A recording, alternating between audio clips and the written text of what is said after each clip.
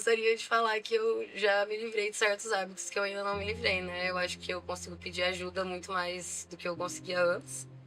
Eu tenho muita ajuda, mas eu acho que também tem que ser honesto e falar que, né, é isso. Eu ainda tenho hábito de automutilação, né? Ainda bebo mais do que eu gostaria, mas eu acho que os melhores momentos que eu consigo lidar os sentimentos, né? Os sentimentos ruins, no caso, são os que eu não procuro essa forma de escape, né? E realmente atravesso eles. Depois que eu comecei a tratar, eu consegui ter visão de quem eu era, de como que eu tinha que lidar comigo mesma, de como as pessoas da minha família lidam comigo, porque hoje eles entendem, é mais fácil eles entenderem que, peraí, como meus filhos, a mãe tá em hipomania, então peraí, deixa ela lá que daqui a pouco passa isso aí, entendeu? É o que é mais, o que foi um divisor de águas na minha vida. Eu quero que as pessoas vão atrás, que buscam ajuda, porque o tratamento salvou a minha vida, né? E eu falo que talvez se eu passei por muitas coisas muito pior e esse fato de ter passado pelo meu pai, eu não ia ter sobrevivido. De pacientes com polaridade, paciente border, é muito comum ter uma história de vida, de certa forma, marcada por muita invalidação, tá? Muito sofrimento também. Se a gente parar para pensar em experiências de modo geral, percepções de si mesmo, inclusive, que vão precisar ser trabalhadas aí logo de início. E aí, enfim, dentro da psicoeducação também, fazendo ele entender o que ele tem, qual que é o diagnóstico, quais são as possibilidades. Quando a gente fala de transtorno borderline, o que vai realmente mudar o jogo é a psicoterapia. Um bom psicólogo, exercendo bem o seu trabalho dentro da linha terapêutica que escolheu, com vínculo com o paciente, é o que permite o atravessamento da condição. A medicação acaba sendo suporte. Já no transtorno bipolar, é o oposto, né? Trata-se de uma doença. Não tem muito o que a gente discutir sobre isso. O que vai tirar o indivíduo das oscilações de humor é a medicação estabilizadora de humor, né? E aí, com relação a contas específicas, existem diversas que podem ser feitas, cada caso é um caso, e cada momento de um indivíduo é um momento diferente. Preciso que a gente não reduza o indivíduo ao transtorno, não reduza o transtorno na medicação, a gente precisa cuidar do todo. É que o psicólogo entra como um suporte vital. É na psicoterapia que o paciente vai aprender a entender os padrões. Entender que, poxa, olha, toda vez que tem uma situação assim, eu faço dessa maneira. Então, se eu souber como lidar, se eu souber até identificar antes, isso vai facilitar a minha vida. Então, vai rolando esse tipo de identificação. Ele também vai desenvolver a habilidade de regulação emocional. E o diagnóstico é só uma parte no processo de condução. Aquele nome, depois de um tempo, ele vai ficar diluído. E vai se fundir com a história, com o cotidiano do indivíduo, que é o que a gente quer mesmo, né? Eu acordo, vou lá, tomo uma medicação, uma vez por semana vou na terapia e sigo a minha vida. O começo, a gente sempre fica nessa questão. Eu vou psiquiatra porque eu não sou louca. Você fica com essa estigma, né? Mas hoje eu entendo que eles são salvadores de vida, literalmente. Porque eles salvaram a minha vida. E você tendo tratamento, tendo diagnóstico e tendo a terapia, você conversando com o seu terapeuta, isso ajuda muito. Muito, muito, muito. Teve dia que deu chegar na doutora Kátia e falar: eu tô bem, me libera, não sei o que, tá tudo ótimo. E teve dia de eu chegar lá na doutora Kátia chorando, arrancando os cabelos, entendeu? Então isso ajuda muito, porque ela entende que não é porque eu sou, não é porque eu quero fazer isso, é porque é de mim. No período que eu perdi meu pai, eu já estava fazendo o tratamento. As medicações, hoje em dia eu tomo venlafaxina de 150 miligramas e o carbolítio de 600 miligramas e o aprazolam para quando eu tenho crise de ansiedade. Esse é o meu remédio ali que eu tomo durante 3 anos. O doutor passou, acertou e a gente não mexe em time que tá ganhando, né? Então a gente deixa ali. Me adaptei muito bem com as medicações. Essa vontade de levantar da cama, de ir trabalhar, de conquistar as coisas, sabe? Eu acredito que é por causa das medicações. Hoje eu faço muita respiração. A própria doutora Kátia me ensinou. A questão de controlar a alimentação, controlar o sono e controlar também a questão de ingestão de água. E quando você toma carbonato de lítio, o fígado afeta muito, né? Então, você tem que estar tomando água toda hora. E tem que cuidar nessa questão da hidratação, porque você vai desidratar. E você entender que você tem que comer direitinho, você tem que dormir direitinho. Pra você ter uma estabilidade na vida, você vai ter que seguir regras. Não adianta achar que você é como todo mundo lá fora, que não é. Não é. Sua predisposição é maior, você tem um risco maior de você entrar em crise, então é melhor você ter esse controle para não entrar em crise de novo, né? E acho que eu tive uma questão na escola, já bem nova. E aí eu fui pra um psicólogo, era um homem também. Era uma abordagem humanista, que também acho que não foi a melhor para uma borderline adolescente, é de hormônio. Mas, e aí eu voltei anos depois, por causa de um abuso, que também me afetava muito nessa questão dos sintomas, né? Com uns 18 anos, assim, aí... Só que, assim, idas e vindas também, porque eu tava nessa situação de vulnerabilidade social, né? Então eu não conseguia manter muita...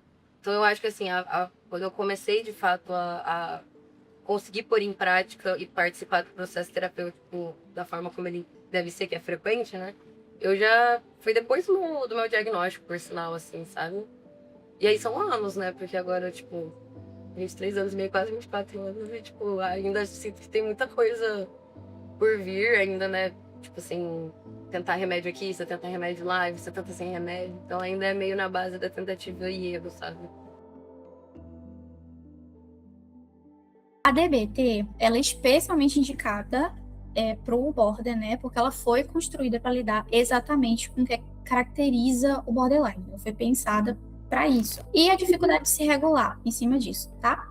No border, ela vai atuar, por exemplo, em padrões dessa impulsividade de fazer a pessoa identificar as situações primeiro, para depois pensar em agir, né?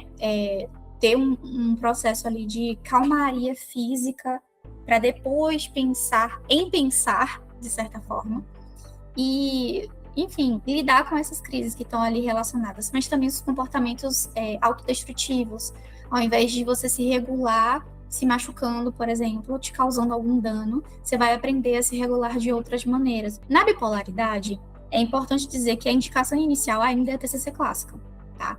Só que a DBT pode ajudar muito também em momentos de mania, né?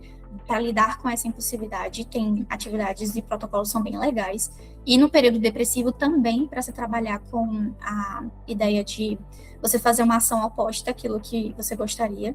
E também a ativação comportamental entra bastante aí, da análise do comportamento. Mas, quando a gente pensa na DBT para a bipolaridade, normalmente funciona e é muito utilizado no período de eutimia, paciente eutímico, porque ali ele vai poder aprender habilidades que ele talvez teria muita dificuldade, não aprenderia, não ia conseguir absorver em momentos de crise.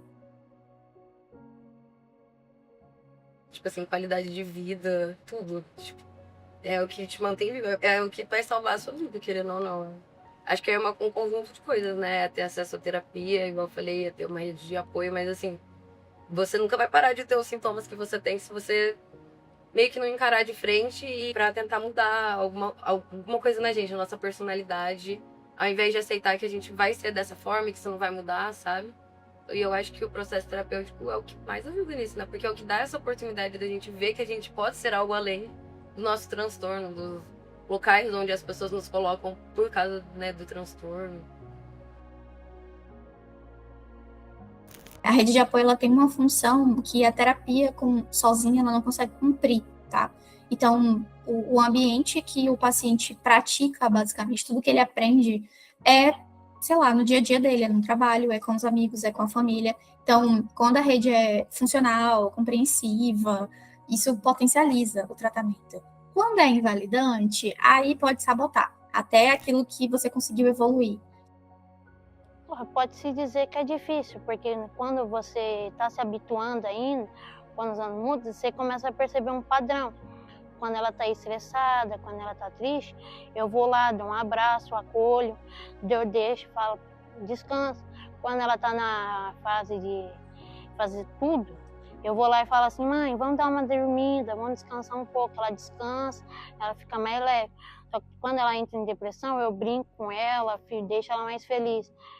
Ela é uma mulher que cuida dos filhos, que ela faz as coisas e ela se sente muito importante e que ela acolhe muitas pessoas. Por exemplo, tem pessoas que ela prega sobre a Bíblia também um pouco e quando ela começa a explicar sobre a Bíblia para as pessoas, eu me sinto mais leve, que eu me inspiro, faço isso com as pessoas. Não busca saber o que é o transtorno, e se você não tem interesse em ter empatia com os outros, você vai ver uma pessoa com borderline e vai, sabe, achar que é um negócio de outro mundo.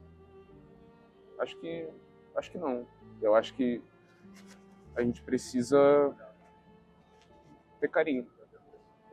Caos, eu te amo muito, muito, muito, muito, muito, muito mesmo.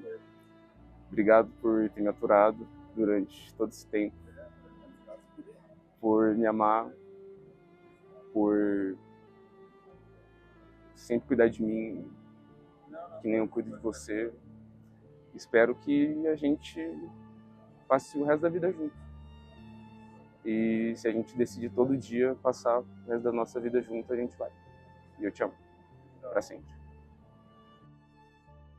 Que bom que você não finalizou as tentativas de suicídio.